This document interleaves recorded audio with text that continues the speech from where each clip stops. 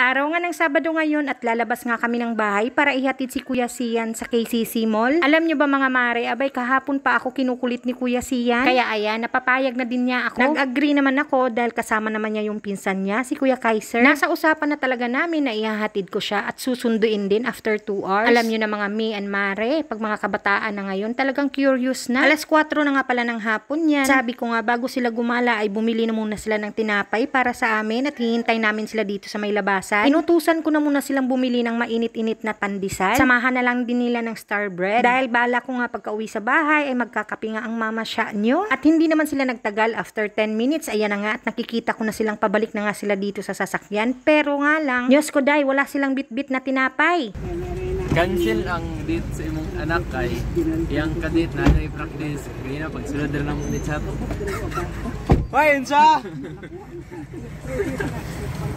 Ba't hindi kayo nagbili ng tinapay? Wala. Like, pandesal.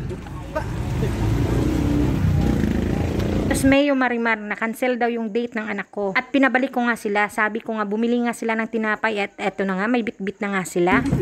My God! Mayroon man bakers doon. Walang laman ang ano nila, bikiri.